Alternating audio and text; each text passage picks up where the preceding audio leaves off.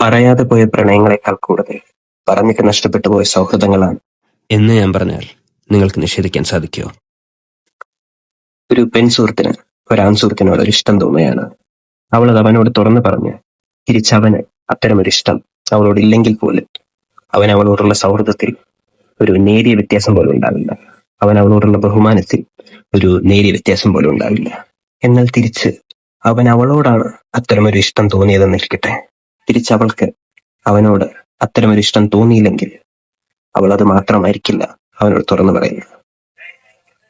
അവനുമായിട്ടുള്ള സൗഹൃദം പോലും അവൾ ഉപേക്ഷിച്ചെന്ന് വരാം. അവനൊരു ബദ്ധശത്രുവായി വരെ പിന്നീട് അവൾ കണ്ടെന്നും വരാം. എല്ലാ പെൺകുട്ടികളും ഇങ്ങനെയാണെന്നല്ല ഞാൻ പറയുന്നത്, പക്ഷെ അറ്റ്ലീസ്റ്റ് നമ്മുടെ നാട്ടിലെങ്കിൽ ഇത്തരം മൈൻഡ് സെറ്റുള്ള പെൺകുട്ടികൾ കുറെ കൂടുതലാണ് എന്ന് ഞാൻ മനസ്സിലാക്കുന്നു. എനിക്ക് പരിചയമുള്ള ഒരുപാട് സുഹൃത്തുക്കൾക്ക് ഇത്തരം അനുഭവങ്ങൾ ഉണ്ടായിട്ടുണ്ട്. ഒന്ന് ആലോചിച്ച് നോക്കൂ, നമ്മളെ ഒരാൾ സ്നേഹിക്കുന്നു, നമ്മളെ അവരുടെ ജീവിതത്തിന്റെ ഭാഗമാക്കാൻ അവരാഗ്രഹിക്കുന്നു എന്ന് പറഞ്ഞാൽ നമ്മളതിൽ സന്തോഷിക്കുകയല്ലേ വേണ്ടത്? നിങ്ങൾക്ക് തിരിച്ചവരെ പ്രണയിക്കണോ വേണ്ടയോ എന്നുള്ളൊരു തീരുമാനം എടുക്കാനുള്ള പൂർണ്ണ സ്വാതന്ത്ര്യം ഉണ്ട്. പക്ഷെ അറ്റ്ലീസ്റ്റ് അവൾക്ക് നിങ്ങളോട് തോന്നിയ അധികാരത്തെ, അവരുടെ ആ ഒരു സ്നേഹത്തെ ബഹുമാനിക്കാനുള്ള ഒരു മര്യാദയെങ്കിലും തിരിച്ചു കാണിച്ചൂടെ? അവരെ വേറൊരു കണ്ണുകൊണ്ട് കാണാതെ അവരുടെ ആ ഒരു സ്നേഹത്തെ സ്നേഹപൂർവ്വം നിങ്ങൾക്ക് നിഷേധിച്ചൂടെ?